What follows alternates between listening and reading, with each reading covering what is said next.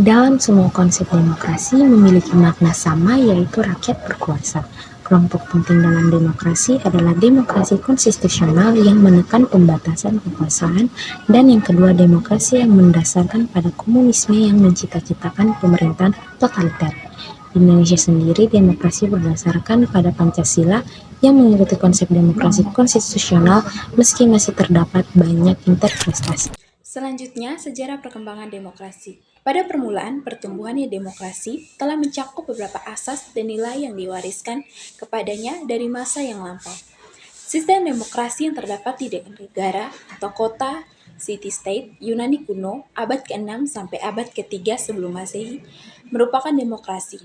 Pada akhir abad ke-19, gagasan mengenai demokrasi mendapat wujud yang konkret sebagai program dan sistem politik. Oke, materi yang selanjutnya adalah sejarah perkembangan demokrasi Indonesia dari masa parlementer hingga masa reformasi atau sekarang. Yang pertama dari masa parlementer, yaitu dari tahun 1945 sampai 1959. Masa ini ditandai dengan ketidakstabilan politik Indonesia yang berusaha untuk mempengaruhi arah politik di negara. Yang kedua, demokrasi terpimpin, yaitu dari tahun 1959 hingga 1965. Ciri-ciri periode ini adalah dominasi dari presiden, terbatasnya peranan partai politik, berkembangnya pengaruh komunis, serta meluasnya peranan ABRI sebagai unsur politik. Pemerintahan Orde Baru atau demokrasi Pancasila. Karakteristik periode ini adalah pembatasan kebebasan sipil serta kekuasaan oleh otoriter. Meskipun ada parlemen dan pemilihan umum, kekuasaan tetap berpusat pada presiden dan militer. Yang keempat, masa demokrasi reformasi, yaitu dari tahun 1998 sampai sekarang.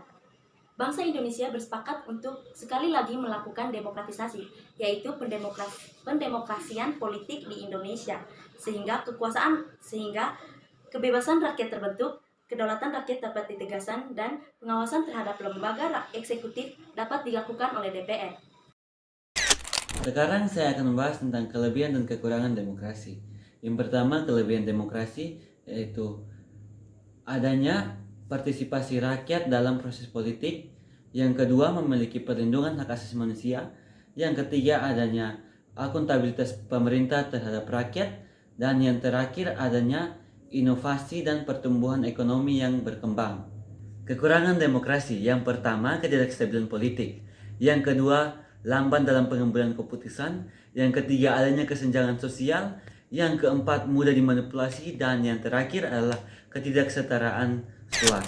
Selanjutnya adalah contoh demokrasi. Contoh yang diambil yaitu intimidasi. Intimidasi ini juga sangat berbahaya.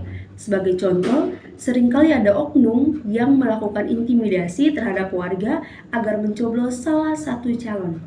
Intimidasi juga disebut cowing, adalah perilaku yang akan menyebabkan seseorang yang pada umumnya akan merasakan takut cedera atau berbahaya. Ini tidak diperlukan untuk membuktikan bahwa perilaku tersebut menimbulkan kekerasan sebagai teror atau korban yang sebenarnya takut.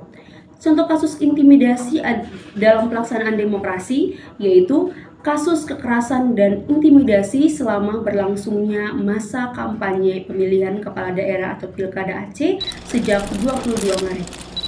Ketua Panwas Aceh, Nyak Arif Fadilasyah, kepada wartawan dalam jumpa pers di kantor Panwas Aceh mengatakan kasus itu umumnya terjadi karena pergeseran antara pendukung kandidat seusai menggelar kampanye. Ada yang dilempar batu, diketapel, juga ada yang menghalang-halangi masyarakat untuk datang ke lokasi kampanye kandidat tersebut.